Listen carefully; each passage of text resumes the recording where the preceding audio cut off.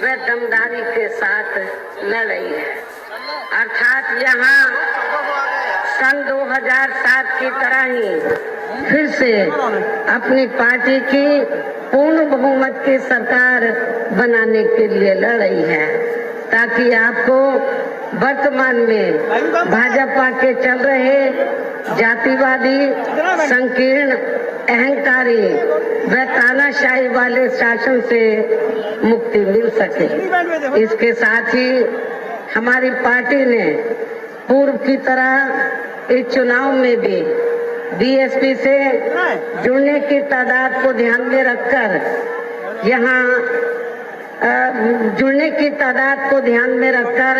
फिर उसी अनुपात में ही यहाँ सर्व समाज के लोगों को टिकट भी दिए है। और अब मैं चुनाव को लेकर कुछ जरूरी बातें आप लोगों के सामने रखूं, लेकिन उससे पहले मैं आज संत गुरु रविदास जी की जयंती के शुभ अवसर पर इनको अपनी व पार्टी की ओर से भी पूरे तहे दिल से नमन व श्रद्धा सुमन अर्पित करती हूँ तथा देश व दुनिया में बसे उनके करोड़ों अनुयायियों को भी हार्दिक बधाई देती हूँ, जिन्होंने अर्थात संत गुरु रविदास जी ने खासकर यहाँ जात पात व भेदभाव आदि को खत्म करने के लिए अपनी अहम भूमिका निभाई है। इतना ही नहीं बल्कि वो ऐसा राजपाट व शासक चाहते थे जिसमें सबको रोटी, कपड़ा और मकान मिल सके। लेकिन इस मामले में हर साल इनके जन्मदिन के मौके पर अपनी राजनीतिक रोटी सेकने वाले लोगों ने कभी भी इनकी इस बात को गंभीरता से नहीं लिया है, जबकि बीएसपी की रही सरकार ने इनकी इस बात पर पूरी ईमानदारी व निष्ठा से अमल किया है। इसके अलावा इनके नाम पर व आदर सम्मान में जनहित के अनेकों ऐतिहासिक कार्य भी किए हैं और अब इनके इन सपनों को साकार करने के लिए इस चुनाव में यह पार्टी के लोगों को फिर से बीएसपी की अपनी सरकार बनाना बहुत जरूरी है। और ऐसा हो जाने पर फिर यही आज इनके प्रति आपकी सच्ची श्रद्धा भी होगी। और इसके लिए अब आप लोगों को इस चुनाव में अपना वोट कांग्रेस, बीजेपी, सपा व अन्य विरोधी पार्टियों को न देकर केवल अपनी एकमात्र हितैषी पार्टी बीएसपी को ही देना है। इसे आप लोगों को समझना होगा। हालांकि इस संदर्भ में आप लोगों को ये मालूम है कि आजादी के बाद शुरू में काफी लंबे समय तक केंद्र व उत्तर प्रदेश सहित देश के अधिकांश राज्यों में भी कांग्रेस पार्टी की ही अकेले यहाँ सरकारें रही है, किंतु इनकी गलत नीतियों एवं गलत कार्य प्रणाली की वजह से ही अब ये पार्टी केंद्र व काफी राज्यों के साथ साथ यहाँ उत्तर प्रदेश की सत्ता से भी बाहर हो चुकी है। इसके साथ ही ये कांग्रेस पार्टी जबरदस्त जातिवादी होने के कारण शुरू से ही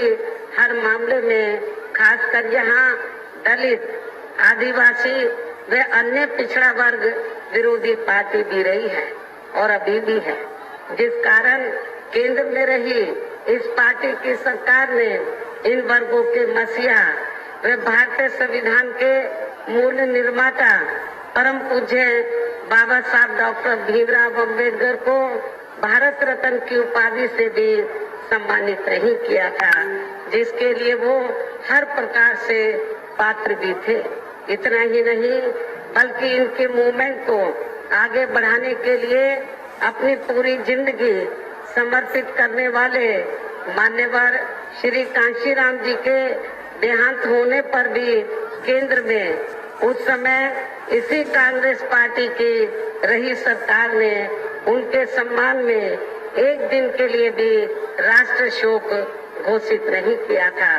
तथा न ही इस पार्टी की रही सरकार ने पिछड़े वर्ग की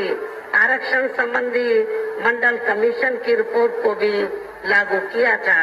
जिसे फिर बीएसपी ने अपने कड़े संघर्ष व अथक प्रयासों से केंद्र में रही श्री बीपी सिंह की सरकार से ही लागू कराया था।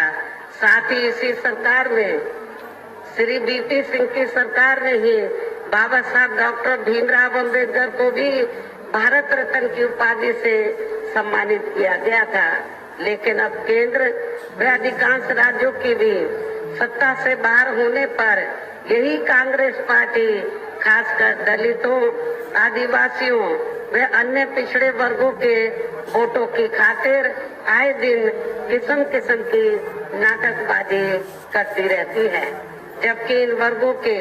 व अन्य और मामलों में भी इस पार्टी की, कांग्रेस पार्टी की सच्चाई तो ये है कि कांग्रेस पार्टी जब सत्ता में आसीन होती है और इनके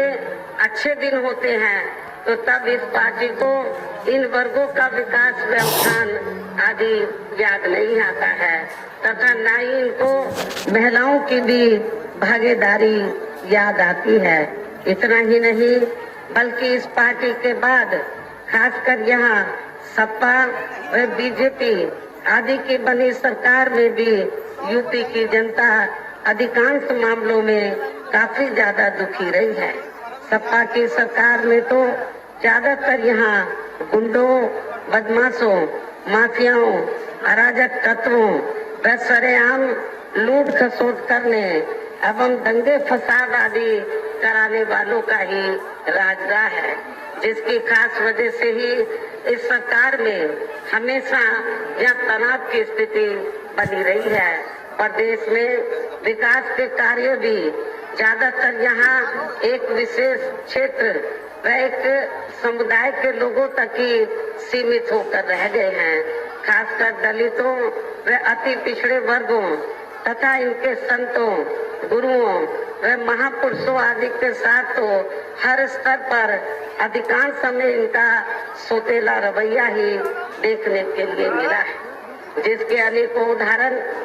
आप लोगों के सामने हैं। उनमें से कुछ का उल्लेख करना यहाँ मैं जरूरी समझती हूँ, जो इस प्रकार से है। श्री अखिलेश यादव की सपा सरकार ने प्रदेश में SC/ST का सरकारी चेकों में आरक्षण खत्म कर दिया था, जिसकी व्यवस्था पहली बार बीएसपी की सरकार में ही की गई थी। संसद